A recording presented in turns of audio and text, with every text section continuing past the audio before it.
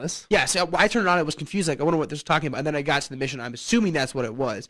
It says that some of this content, it was too graphic to show, and you were more than welcome to opt out of this if you so feel inclined, and that you will not be punished in terms of game experience or anything like that. So do you think, if you think this is artistic expression, is there not a line where a video game becomes too dark, where you're graphically killing innocent civilians that are just sitting in a... I mean, it's giving you a chance to feel like a terrorist. It's giving you a chance to feel like one of those menacing individuals. Yeah. And it just I think it also it's added to the controversy, the Fort Hood massacre last week, of where essentially that happens, but just at a military base.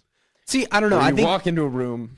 I don't know. There's got to be a line, but I think that it doesn't cross it really, because I don't think video games cross that line. I just don't. I just see that you look, and like one or two people out of the billions of people, well, not billions, millions of people that will play this game, one or two people might get something like that, and I don't think that's fair to punish millions of people to not enjoy. But one or two people could go out and kill. I understand that. A lot more people. I understand that, but a lot of times with those, like hypothetically the Columbine shooters, they used the video game Doom as inspiration, but you got to keep in mind that those are deeper seated issues beyond just the game. They are a result of horrible parenting and bad issues being oppressed by these individuals, and it's not the video game's fault. I really don't think you can fault the video game. You have to fault the parents.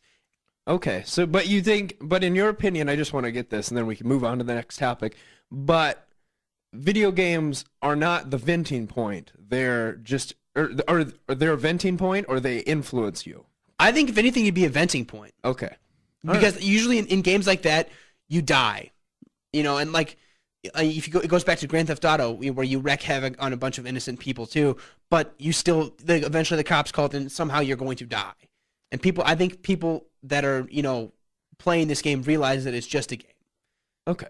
All right. That's just me. There are people that are like that.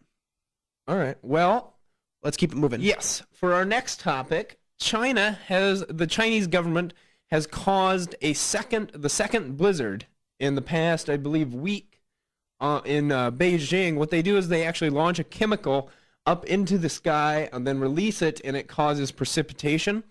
And they used it quite a bit before the Olympics, actually, because it caused rain and that cleared up all the smog, and it kind of gave the city a pretend better image and got rid of some of the pollution. But I'm just curious. Now, do you think it's okay for humans to be chemically changing the weather? Because they do it. They originally created it to help during droughts, and it's only had some success in ending the droughts. It does cause precipitation, but they shut down their cities when they caused these blizzards and things like that. The highways were shut down for days, even though they had 15,000 workers trying to clear the streets. But you don't think humans should be messing with No, I don't. I don't know what it is. I don't think that's something that humans should be messing with.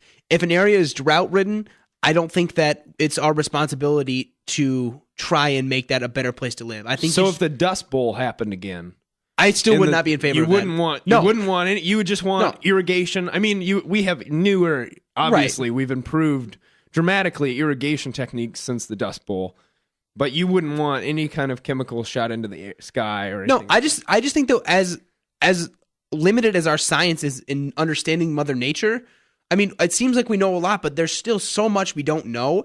I'm really worried about some kind of, bad effects of after effects of it. You can't tell what changing weather in one area is going to do to another area, or what that's going to do to the weather pattern, in farther down the line in terms of time. I just think that our knowledge of weather is not good enough to mess with it yet. Yeah. Yeah, and beyond that, I just morally disagree with it. Yeah, I would agree, and I think it's actually very funny to watch environmentalists and these people that are trying to help prevent global warming and things like that. Those who are all about all about cutting pollution and things like that, kind of getting high hopes every once in a while when China comes to the table or leans towards, maybe we'll change something, when they're firing rockets into the sky and shooting chemicals all over the place. Because another reason I really disagree with this is because they come up with chemicals to counteract when the chemicals they fired into the sky work too well. For instance, they have another chemical that they use to melt the snow, and it's killed 10,000 trees and decimated 200 square meters of grassland. Oh, dear heavens. So it just destroys their environment. But Yeah, it gives them precipitation and gets rid of pollution, so it kind of gives them a fake good image. And a communist government can't help but love being able to control the weather. I mean, to be able to show to your people the prowess that you have technologically is probably very worthwhile to them. That just, all I'm going to say is that scares the heck out of me. You know, that takes chemical warfare to a whole nother level. All right, well, they could fight us with rain. Well, if they can kill all their grassland, why couldn't they, kill all of our corn in Iowa? Okay. You know? All right, now I get what you're saying. Yeah. All right, never mind. That makes more sense. Okay, now we're going to go to our first song, but before we do that, our song is going to be in honor of Veterans Day. And in honor of the day, we would like to take a moment to thank those incredible individuals who stand up and defend 300 million strangers, and thank them for their inconceivable sacrifice in the name of their country and Constitution. Marcus and I kind of live in the headlines, so we read about troop movements, the U.S.'s many official and some unofficial wars, seemingly every day along with many other Americans. And we don't ever see it as some cold strategic movement.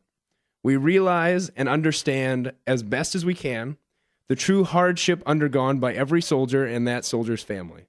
So thank you all very much from Informavores. All right, welcome back. Our next topic is religious dogs. Now, an LA church has started pet services.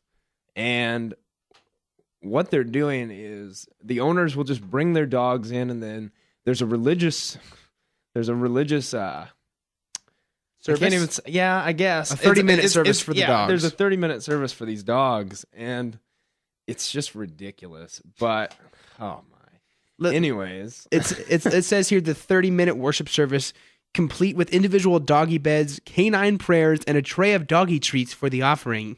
It's intended to attract new members who are crazy about God, or as crazy about God as they are about their four-legged friends. It's all about dogma. Good one. All right. Anyways, so is this taking pet obsession too far? Absolutely. I would agree. It's just, I thought it was crazy when there was pet insurance. Like, I was like, okay, understandable, but I mean, people giving their dogs chemo and stuff like that, I'm like, that's...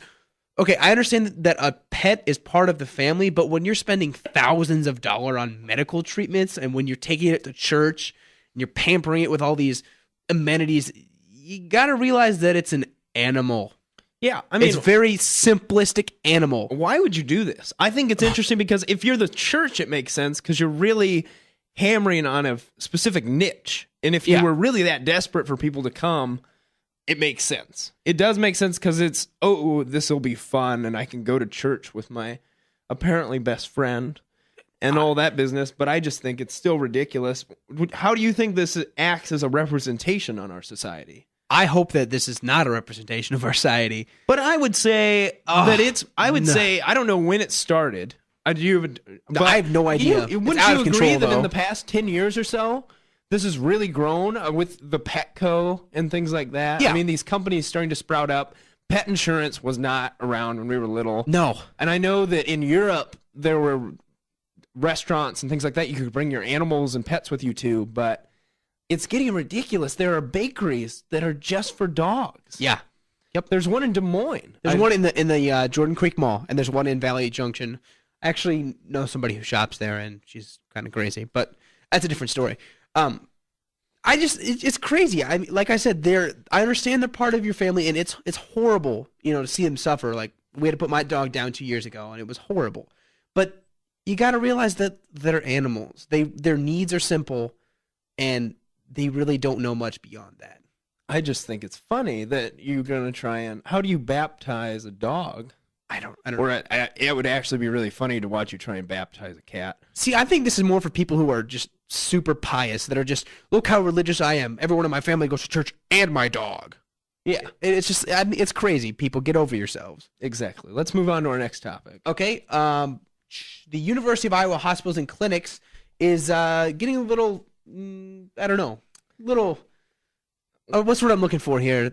The legislators are on their case. Let's just put it that way. Yeah, the legislators are very upset. They're boiling over this. Some of them. University of Iowa